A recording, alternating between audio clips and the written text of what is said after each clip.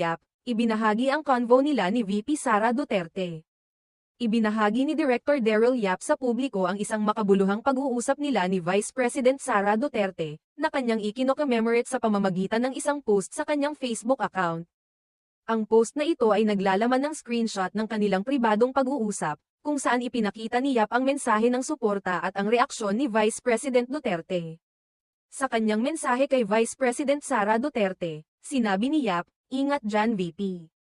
Napakaraming nagdarasal para sa inyo." Isang pagpapahayag ng pag-aalala at paghanga sa lakas ng loob ng Vice-Presidente sa kabila ng mga pagsubok at hamon na kinakaharap nito.